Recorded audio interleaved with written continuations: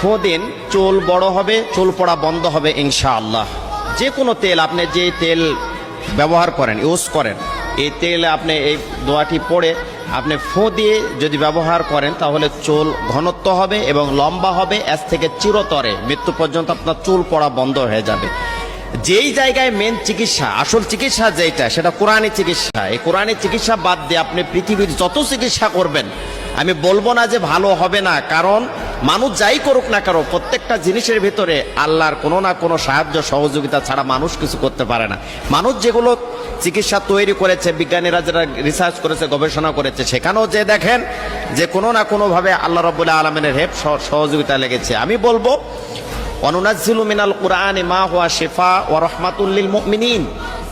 মুমিনদের জন্য কোরআনুল কারীমটা হচ্ছে শিফা, মুমিনদের রোগ মুক্তির কারণ। মুমিনেরা যদি এই কোরআন থেকে শিক্ষা নেয়, মুমিনেরা যদি, ইমানদারেরা যদি কোরআন থেকে আমল নেয়, মুমিনেরা কোরআন থেকে চিকিৎসা পাবে। চলাফেরা সব মাধ্যম, ব্যক্তিগত জীবন, পারিবারিক জীবন, সামাজিক জীবন, রাষ্ট্র জীবন, প্রত্যেকটা সেক্টরে আপনি যদি কোরআন থেকে মেসেজ নেন তাহলে ইনশাল্লাহ আপনার জীবন ধন্য হবে, সাকসেস হবে ইনশাল্লাহ।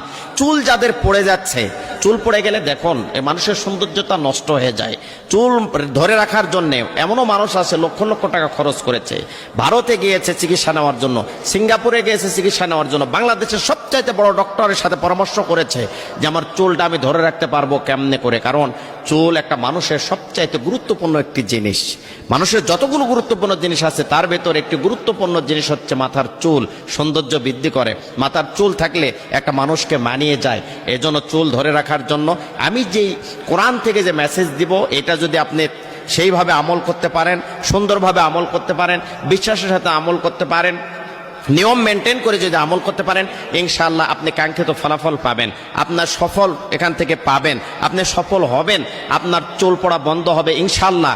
আল্লাহর উপর বিশ্বাস, তাওয়াক্কুল রেখে আমি বলতে পারি, এই আমল করার পরে অনেকেই বলেছে যে হুজুর আপনি এটা নিয়ে একটু কথা বলেন মিডিয়াতে, যার কারণে বলছি।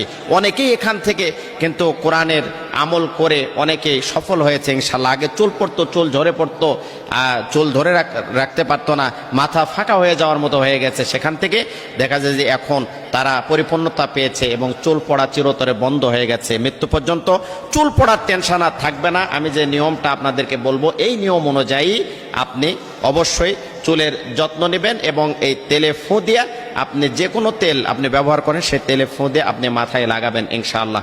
কাঙ্ক্ষিত আয়াত পড়ার আগে 3 বার দরুদ শরীফ পাঠ করতে হবে আপনাকে। 41 বার এই আয়াতটি আপনি পড়বেন। যদি না পারেন তাহলে কমপক্ষে 20 বার বা 21 বার পড়বেন। যদি